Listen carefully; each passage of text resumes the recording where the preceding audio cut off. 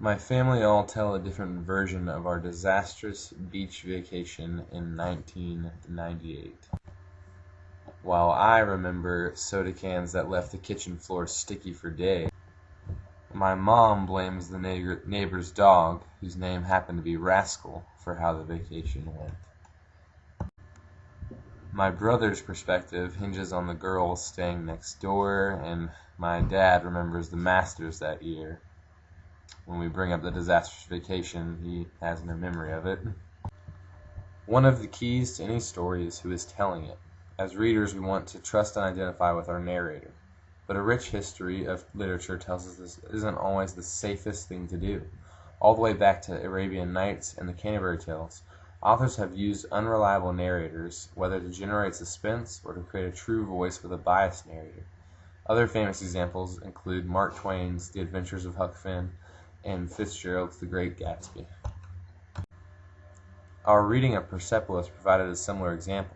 Margie is subject to childish perspectives amidst a life filled with strife and danger. While her view of the war is short-sighted and subject to her teenage desires, instead of limiting the narration, it amplifies its sincerity.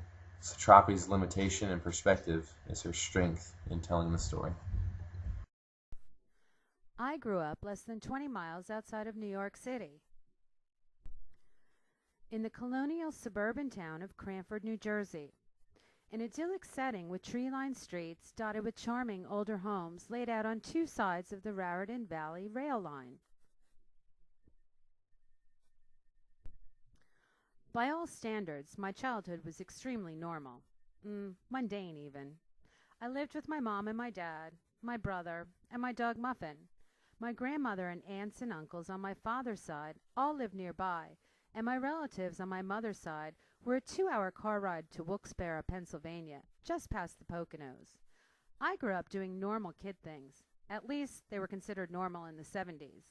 Things like playing kickball and jump rope and taking swimming lessons and gymnastics. I also grew up going to 10:30 Mass on Sundays, although during the summer we would go to 5:30 Mass on Saturday night, just so we could sleep in on Sunday. I'm not so sure why this was a summer tradition, but of course, I never asked. This was the way things were. The same way that every Friday, between Ash Wednesday and Easter, we would eat pizza or Arthur Treacher's fish and chips for dinner. My mother said it was a sin to eat meat on Friday in Lent. I grew up Catholic. I never thought much about being Catholic. Aside from spending an hour in church every week, my religion didn't invade my life. It was just there. It was a part of me. I remember making my first Holy Communion. I was so excited to be grown up and to be able to receive the host like all the other adults.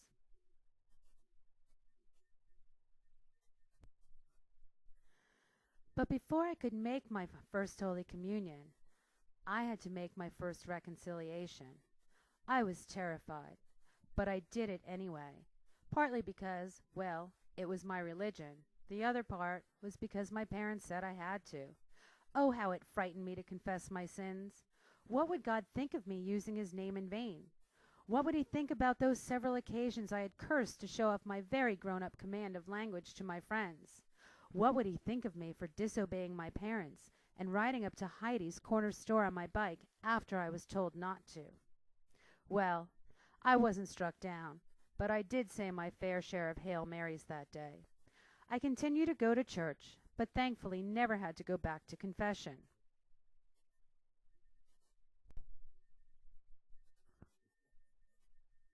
It wasn't until about 6th grade that I began to question my religion. I asked my mom why we couldn't be Jewish. She asked why I would want to be.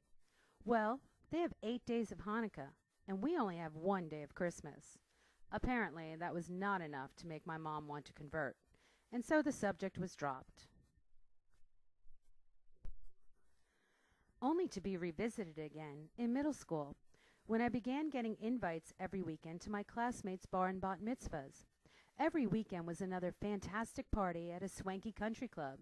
Of course, sitting for the service in the temple was boring, except for giggling at the Gentile boys trying to figure out how to put on their yarmulkes, which we called beanies, and watching them feeling extremely uncomfortable in them. The teen who would make his bar mitzvah would receive a bounty of gifts and cards full of cash. I wanted a bat mitzvah. Again I asked my mom, "Why can't we be Jewish?" And again she answered, "Why would you want to be?" "Well, Mom, they get great big parties and gifts for their bar and bat mitzvahs." "You will have a party for your confirmation," she replied. "At a country club?" I asked. "In the backyard," my mom said. "With all my friends?" "You can have a few friends over if you want." Clearly not the gala I had in mind. Although my motives were driven by greed, a sin according to my Catholic upbringing, I didn't truly understand my religion, or any religion for that matter. As a teen, I questioned the authority of my parents and the church. Religion, as it was for Margie, is for all teens confusing. Teens have a hard enough time figuring out the concrete world around them, and throwing religion into the mix can be overwhelming. Equally confusing is making sense of politics for a young adolescent.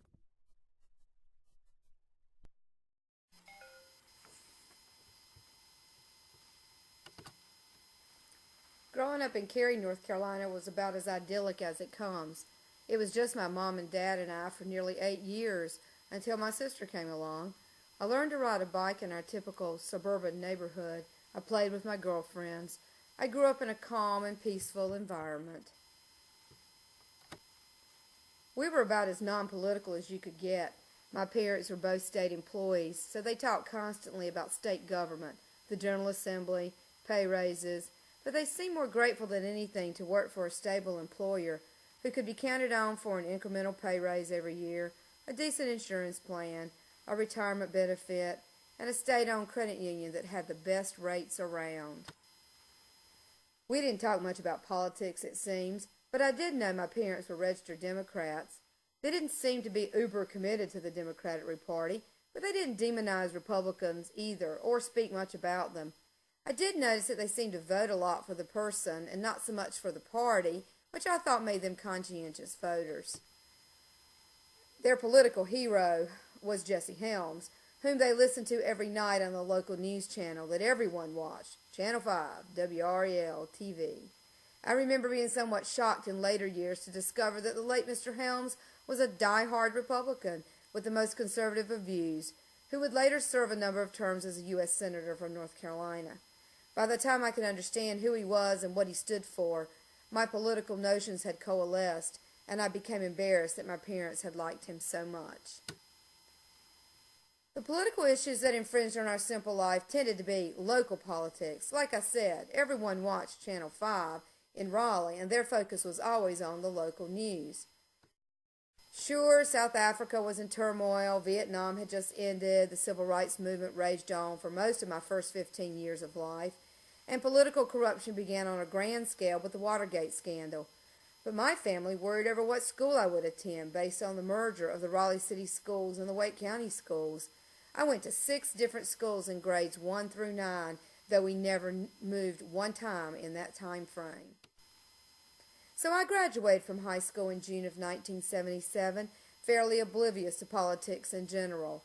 I did what just about everybody did back then and probably do now.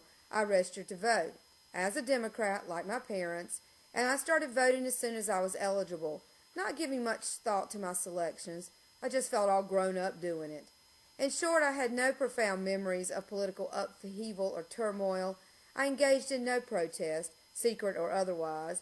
We didn't harbor political prisoners in our home. We didn't know any political prisoners. Politics was just a sidebar, an occasional topic, a topic of minor concern.